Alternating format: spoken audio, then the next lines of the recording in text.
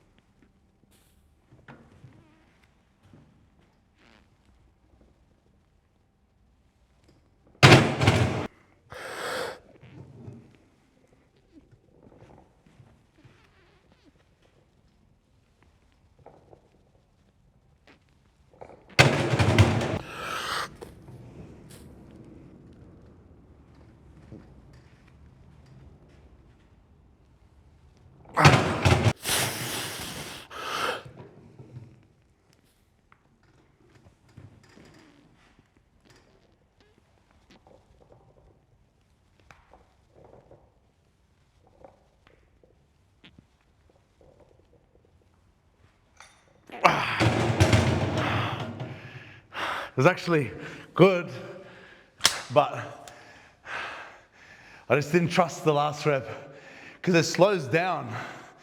You know what I mean? It's like exponentially. It's not like a linear reduction in energy. It's an exponential reduction in energy, because when I do my normal bench press, it's you can predict the gradual fatigue from rep to rep, but this one, every rep is a lot more fatiguing than what a normal bench press is. So I got 5 reps of that. Could I have gotten 6? Well, I didn't think so at the time. I'm sure if I look back, I'll look at the 5th rep and go, there was definitely another rep in there. But anyway, it doesn't really matter. That was the final week of the program. The idea of it is to do just one top set, and that's what that was.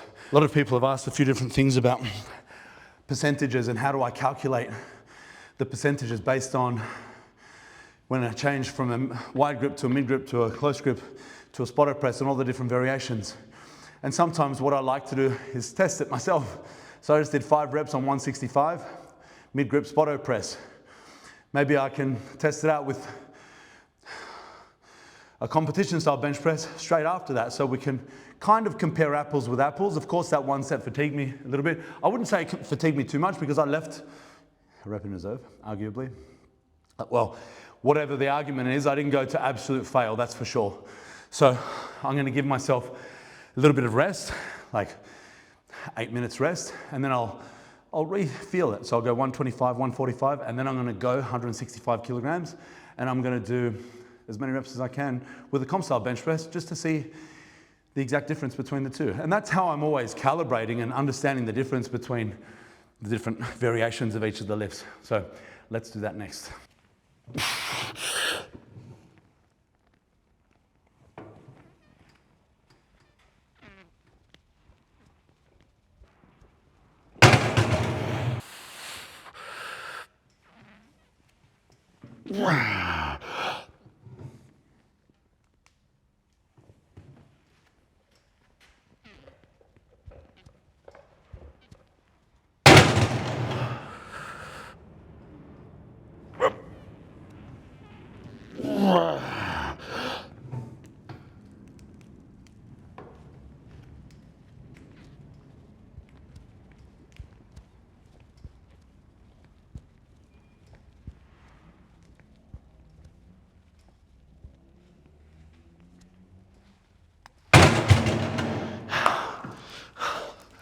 I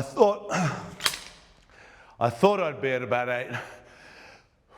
That's okay. All right.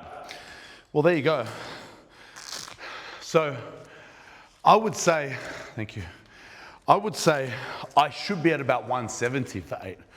So my shoulder's been playing up, and that's a little bit down. I'm not too unhappy because yesterday I did my heavy squat as well, which takes away from my bench press day. But either way, I think 165 for 8, that shows you that there's a 3 rep difference between my Spotto press mid grip and my arch without the pause and the hover, the spotter. So the Spotto press is where you stop the bench, you stop the bar about a centimeter or so above the chest. Now, that's harder because I have to decelerate the weight and change the direction. Whereas when I rest it on my chest like that, my chest stops it, so I don't have to decelerate, and it changes direction for me. So that's why it's a lot easier. But either way, those are the things that I like to do to show that the Spotto press mid grip is a harder variation. There's no doubt about that. I'm gonna do some accessory exercises, which are gonna be pretty easy. This is my deload week. If you understand what I do every 4th week of my program, I maintain intensity, so that's my deload. I maintain intensity or maintain the logical incremental increase. So I did 4-week block, 150, 55, 60, 65. So on week 1, I did 150 kilograms for 6s. The next week was 155 for 6s, got all those. Last week was 160, and I failed the last rep, so I did 665. And then today I thought, oh, we'll try 1 all-out set. Anyway, I managed 5 reps. So when I say I failed, I didn't actually attempt the rep, but I would say I would have. I even looked back at the 6th rep. I don't know what you think, but I looked back at it and I thought, you know what, that was a good call that I stopped. The 5th rep, I slowed down a lot, not because, not intentionally, it was hard. And that's what happens. It's like, it looks easy, but it's not. And then on that last rep, so every rep is getting, it's like, it just gets a lot harder. So I would have missed that 6th rep, and it was a good call by not attempting it. So now, I'm gonna do accessory exercises first, and then I'm gonna talk to you guys about how to program your bench press so that you can have big pecs, big muscles, and a big bench press, of course. You know what your reps? Yeah, why not? Why not?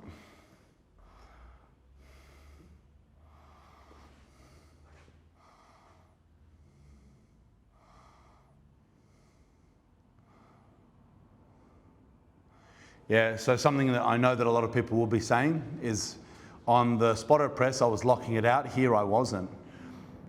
Correct. I always bench press my rep work with a not complete lockout. Why? Because the complete lockout makes me bring my arms further across my body, and it takes my shoulder blades into protraction. And when I'm doing high rep sets and my shoulder blades protract, you're unable to retract because you're laying on a bench that stops your shoulder blades from moving freely. So what I like to do with my high rep sets with competition style is pin my scaps and just do, you know, like 95% lockout. I don't know what you would call that, however many percent that I missed. Of course, the last rep I completely lock out. And that's what allows me to get high rep working and then good volume and maintaining that shoulder position. So what are some of the negatives? Logically, and I'm sure some of you will think the same thing, is it going to create a weakness in my lockout? Maybe. If I don't do additional tricep work, and if I don't do, like I just did a whole bunch of Spotto pressing where it was a complete lockout because the retraction of the scapula didn't matter as much. So I do full lockouts. And when I do dumbbell work, I do full lockouts. So it's not as if I neglect it completely.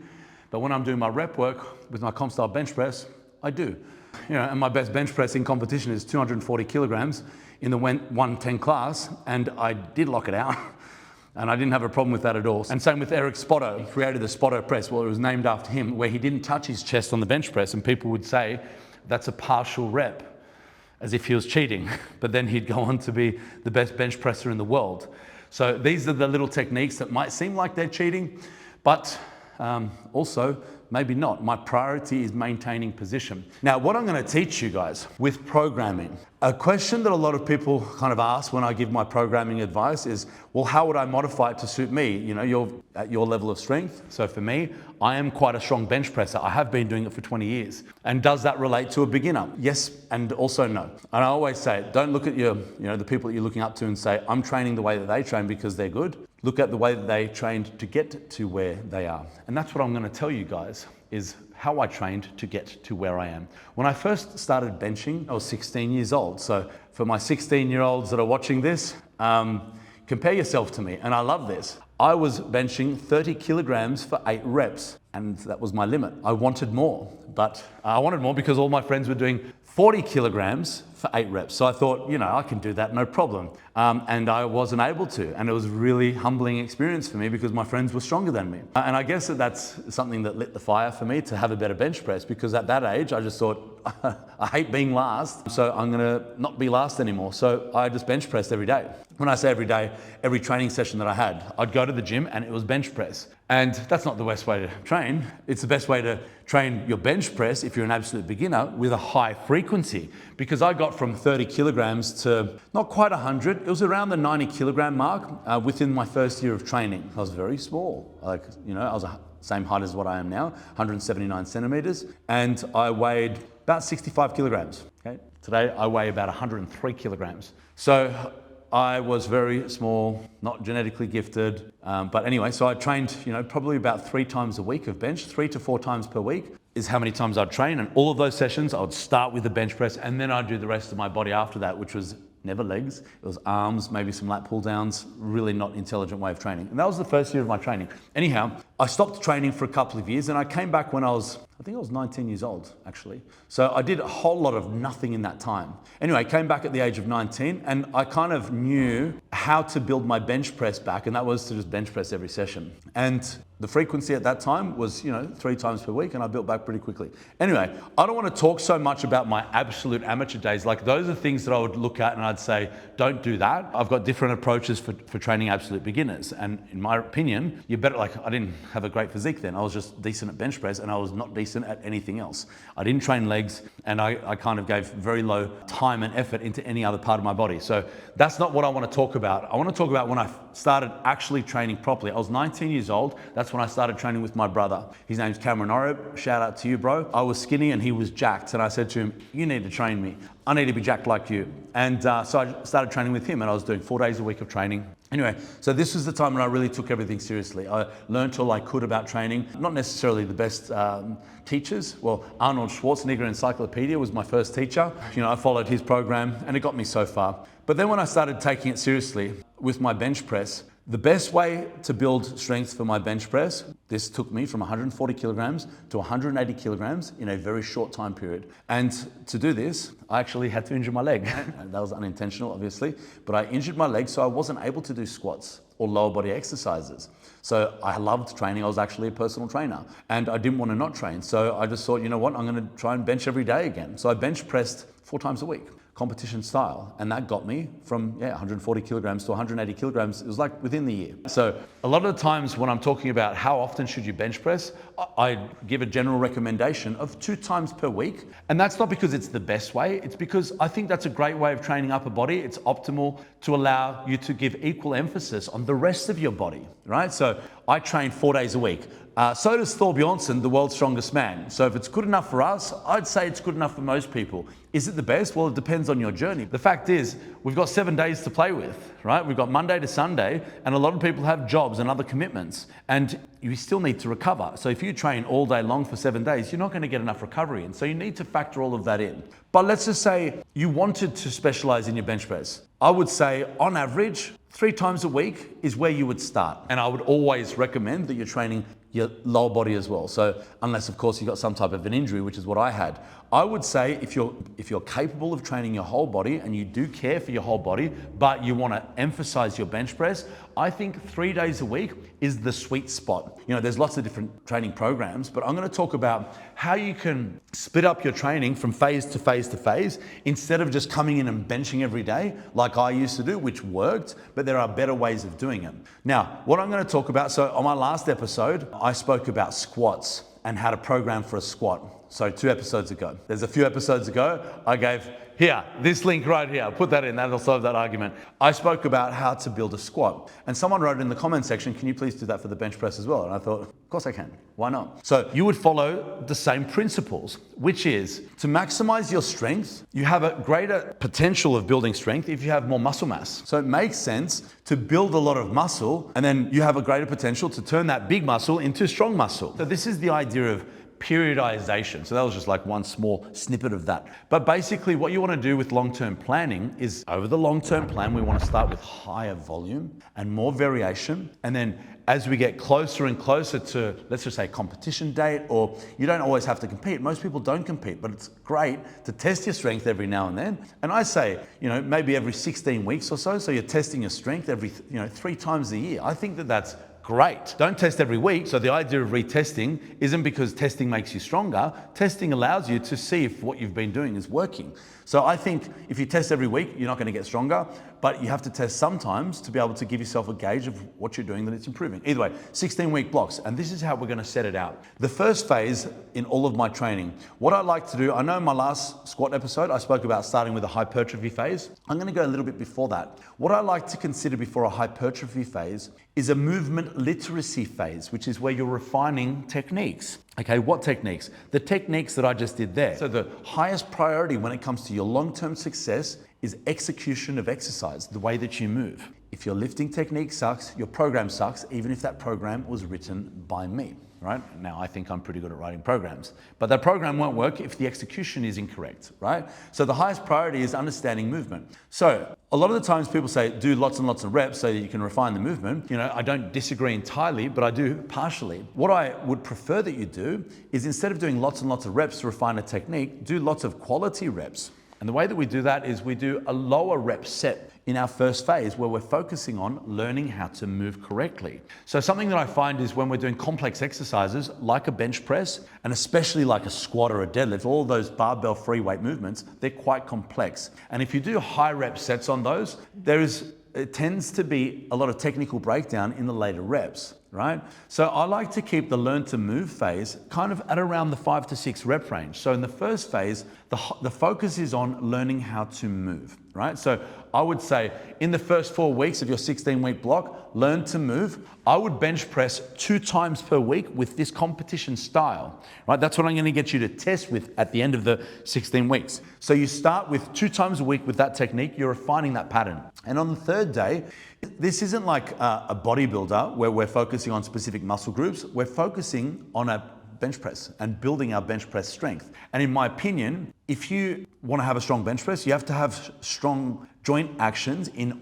all angles, push and pull, right? So something that I've also got is a very strong overhead press. For context, my best overhead press strict is 175 kilograms. We can put that in. It was an ugly rep, but I pressed it with my legs locked out, overhead, ugly, dropped it, whatever. But I locked it out over my head, 175 kilograms. Now, that's pretty damn strong. And that's not because I prioritize my shoulder press. I prioritize pushing and pulling on all angles with equal emphasis because I wanted my bench press to be as good as possible, right? So that's what I think. If you have a weak link anywhere, we're as strong as our weakest link. So I would say in the first phase, 5 to 6 reps, 2 days of benching like this, and 1 day of shoulder pressing as the main exercise, right? So 3 days a week, let's just say 3 sets, 5 to 6 reps. Okay, so that's perfect for technique acquisition. Accessory exercises, I recommend if you're doing barbells to start the session, do dumbbells as secondary exercise. Which angle's the best? The answer is all of them. 1 day do flat, another day do incline, another day do high incline, right? So all of them are good. And on that phase, dumbbells don't suit the 5 to 6 rep range. I would say 8 to 10 rep range. Okay, so that's the first phase. I would actually not do that 3 times a week. On one of the days, I would focus on arm work, right? So 2 days dumbbells. So after your bench press, I would do a dumbbell press. And after your shoulder work, I would do direct arm work. That's what I would do in the first phase. Now, here's the next thing that I would do. If you're doing 3 days of benching, on those same days, I would do the pull pattern as well, right? So how many minutes rest do you rest for your bench press? For me, I'm quite strong. So today I was resting 8 minutes between my sets. But when I started, I wasn't. And when you're focusing on strength and movement, I would say 4 to 5 minutes rest between sets is not so bad. Now you've got 2 choices. You can either do the bench press and wait 4 to 5 minutes before you do the next set, or you can wait 2 minutes, perform the opposing muscle group, so a row or a lat pull down, and then wait 2 more minutes and come back to the bench press. So it's an equal amount of rest from bench to bench, but you're now doing twice the amount of work because you're doing the opposing muscle groups as well, right? So that's how I would do pretty much all of this up until the peaking phase, right? I'll explain the peaking phase when we get there. So you go a bench press, 3 sets of 5 to 6. And then you superset that, you wait 2 minutes between the supersets with a lat pull down or a row. Okay. Same with your shoulder press. You superset that with a lat pull down or a row. And then you're doing your accessory exercises afterwards. Now, that's our learn to move phase. Then, now we've refined the technique. What we want to do is figure out how to build the most muscle, right? So the best way to build muscle is increase the volume slightly. It's not a matter of like the more volume, the better. Like some research shows us that volume and hypertrophy has a dose response. So hypertrophy means increasing in cell size. The more volume you do, the better it carries over to muscle growth. And the research on that, a lot of people say, there is a point where you're doing too much volume, and I agree, but there is research saying it was like a 52 set study on quadriceps, which I discussed on the quad day. And there was a group of lifters, one group did 52 sets, another group did less, another group did less. The group that did 52 sets saw the best gains in quadricep hypertrophy. So more volume is linked with more hypertrophy, right? So that's what we want to factor in. So before we go into the high volume phase, we're learning how to move so that we can do that high volume phase with the correct technique. So now that we've got that, the next thing we need to factor in, the first phase was learn to move. The next phase is a hypertrophy phase. What you want to consider when you're further away from peaking is variation, right? So this is where from the whole 16-week block, I would include one competition style bench press, but further out, except for the learn to move phase, further out, we want to do more variation exercises. So I would do things like incline presses, all angles actually. So incline, decline, dips, machines. Use those accessory hypertrophy exercises to complement your bench press. So you're doing one bench press session and the other pressing, so you're still doing 3 days a week. You're pressing on all angles, and that's the rep range that you consider. The research talks about rep range, talking about rep ranges are quite flexible when it comes to muscle building, as long as you are taking the movement pretty close to failure. So with the learn to move phase, I would recommend leaving more reps in reserve. Don't take it to failure because your movement's going to break down. Hypertrophy phase, your technique is a little bit better. Now I want you to start thinking about pushing a little bit harder and taking those movements closer to fail. So instead of doing 5 to 6 reps with really high emphasis on perfect technique, you're now doing 8 to 12 rep range, which is a nice sweet spot for building muscle. And you're taking those movements a little bit closer to failure, right? So your technique is better, so the technical breakdown won't be as bad. Additionally, I would recommend using machine work where there's very little chance of making a technical breakdown, because you're in a machine and you're in a guided track, and you're not, like, if you take it to fail and you're exhausted, you can't really fail the technique. You're kind of stuck doing the same technique. So that's why machine work is really, really good for hypertrophy. So I do tons of that in the second phase. Do that for 4 weeks. Same layout, 3 days a week of pressing. Do press with a pull. You're doing a high reps. You're taking it close to fail. You're only benching once per week. And on the other 2 days, you're doing some type of a shoulder press, some type of an incline press, maybe some dips, lots of dumbbells, lots of variation, lots of arms as well. High reps, take it closer to fail. The next phase, so that's the first 8 weeks. The next 4 weeks, so this is going to be weeks 9 to 12. Now we start thinking about getting that muscle that we've built nice and big and coordinated to nice, big, coordinated and strong in our strength phase. So now we gradually reduce the reps, but we also gradually increase the specificity. In the hypertrophy phase, we did lots of different variations of the bench press. In the strength phase, I want to make sure that you're doing at least one variation of the bench press, heavy, and I would still do a second day of competition style bench press, but light. So with the strength phase, high frequency works. However, that doesn't mean try as hard as you can multiple times per week. I would do a heavy day. So for the strength work, we're doing something like, my optimal rep range for strength is 3 to 6 rep range. So I do 1 day of 3 to 6. Another day, I would kind of bring the reps a bit higher, so like 6 to 8, even in the strength phase, but I would use a lower RPE. So we're getting a little bit more volume in. Don't take it to absolute fail, because we still need to factor in recovery. And then on the third day, I would still do some type of a shoulder press accessory or even an incline press, something like that. So there's always going to be a third day of some slight variation. We could even do a third day of like close grip bench press or Spotto press the way that I just did that. Okay, but now we're focusing on lower reps, higher specificity, and lower volume. So when I say lower reps and I say lower volume, I say it's two different things. Well, it kind of is, because we need to calculate the total amount of sets. Research tells us we should be doing anywhere between 10 to 20 sets per muscle group per week to optimize our results in hypertrophy. But it tells us that we should be doing less sets than that if our goal is to optimize strength, because as we're lifting heavier, it's also more fatiguing and we need time to recover from that.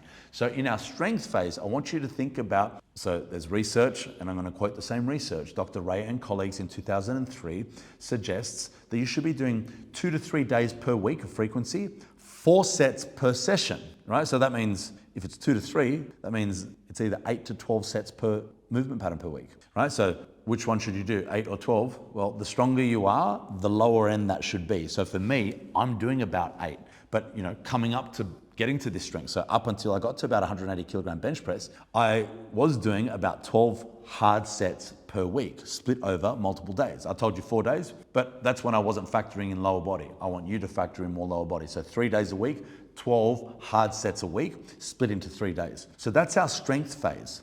Because we're going heavy, we're doing a little bit less volume. I want you to do a little bit less volume in our accessory exercises as well. Don't do as much taking those movements to fail, focusing on muscle building. You want to focus on muscle maintenance while we're building our strength. So recovery comes into play. And if all you're doing is taking everything to absolute fail in this phase while you're doing really, really heavy weights, it's going to be pretty hard to recover from. So in our hypertrophy phase, especially the accessory exercises, work towards an RPE 9 to 10.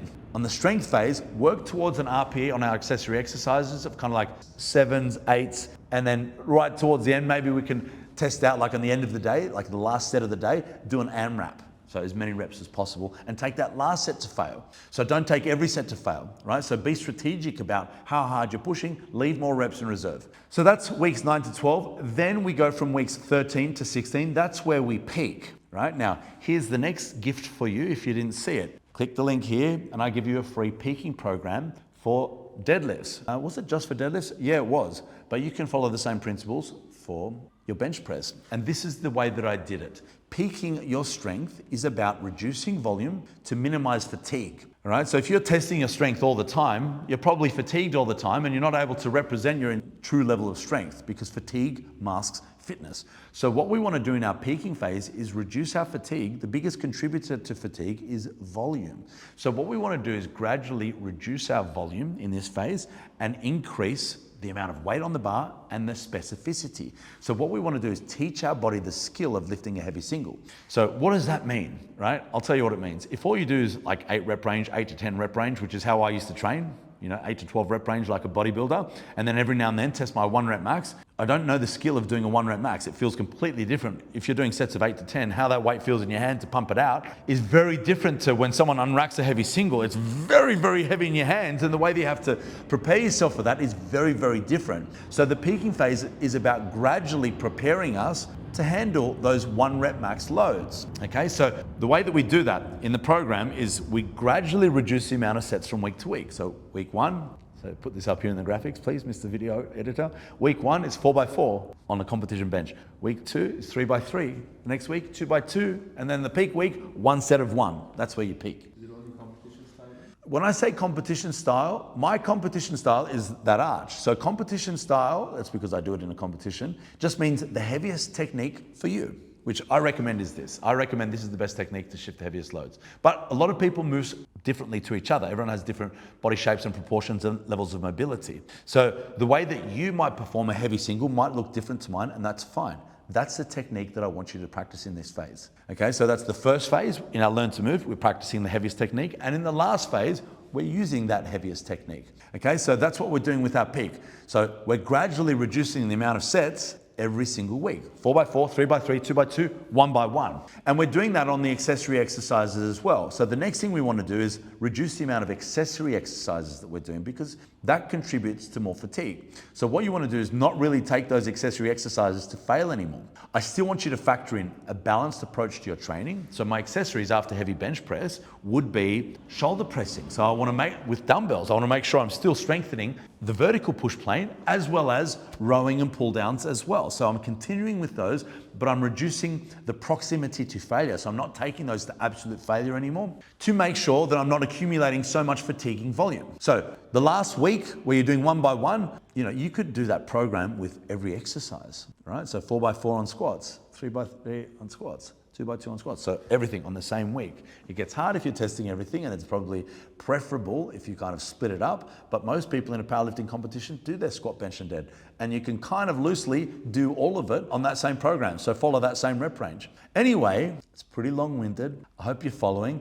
Just so that you know, I do this for a living. I charge people money for these programs. and the knowledge, and it's yours for free. I want you to understand that. I want you to take this knowledge and use it if you like it. I mean, not everyone has to like me, not everyone has to like my opinion, but this is what's gotten me to the most I've bench pressed in comp is 240, in the gym is 250 kilograms. That's pretty damn good. So I can currently bench press over 2 times body weight. Recently I did 210 kilograms, weighing 103 kilograms. I'm over a 2 times body weight bench press, which is pretty elite. That's pretty damn good, right? So these are the techniques that I've used. Just so that you know, the technique that I learned, the way that I learned this technique was from a fellow by the name of Kirill Sarchev, who used to be the world record holding bench presser, 335 kilograms. I'm trying to emulate his technique, right? So you're in good company if you use this technique, not just because I use it, but the best in the world uses it as well. Now there's other techniques as well, and if those other techniques work for you, that's fantastic. But this technique is pretty damn good. And if you can get yourself in a position to be able to do it, then that's what you should do. Anyway, hope you enjoyed that. Okay, so let's do a quick recap.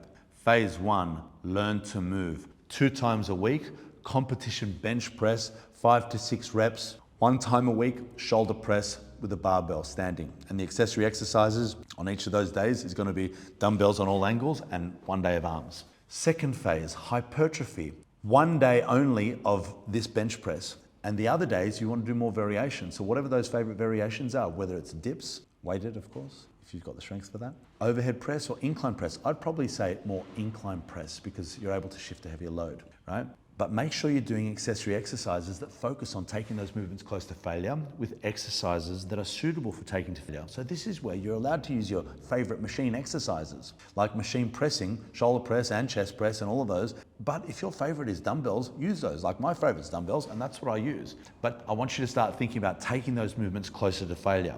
And make sure every time you do a push, you pair that with a pulling exercise. That way you're getting a balanced amount of muscularity on the muscles of the front of your body to the muscles on the back of your body. The next phase, we're doing strength. I want you to do 2 specific days per week of benching. So you're increasing the specificity and you're decreasing the rep range, right? So now you're doing 3 to 6 rep range. And now you're also going to be doing less variation in your accessory exercises as well. So this is where I'd say ditch the machines in this phase and move to free weights. So dumbbells are more specific than machines. And I believe that they are one of the best accessories that you can do to complement your long-term bench press journey. So I'm also very good at dumbbell pressing. It's probably because I don't really have machines and I don't really have the option. And I've had a lot of practice at dumbbells, but I've got that for very good reason. It's because I believe in dumbbells. So that's what you're going to be doing in your strength phase. And then in your peaking phase, we're going to reduce the volume and you're going to use exercises where you need to factor in, so you're doing a high specificity, so you're doing at least 2 days per week of competition bench press.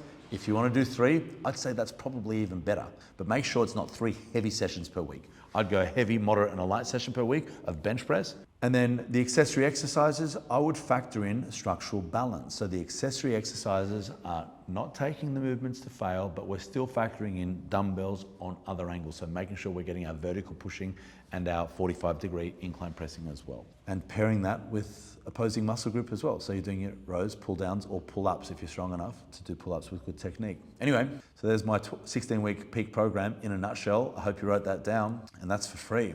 And just because it's free doesn't mean it has no value. This is very high value. This is how I do my training, and this is how I think about my training 3 times per year. So 16-week block, and then repeat that process, but with slightly different variations of those exercises. Repeat that 3 times a year for 10 years. So that means you'll be doing that cycle 30 times in the next 10 years. That is how you get to bench press 250 kilograms, maybe more. So that's my bench press in a nutshell. And just so that you know, I'm going to reiterate, and I always love to tell people this. When I was a 16-year-old, I could bench press 30 kilograms for 8. That was my start point. So if you're better than that, then you're better than me, all right? So this is kind of like the encouragement that I like to give people when they say, how do you get to that level? It's like 10 years, time, effort, consistency. And it wasn't 10 years for me, it was 20 years actually. So that's the formula, and it's yours for free. Well, not for free. Click like and subscribe, and I'll see you guys next time.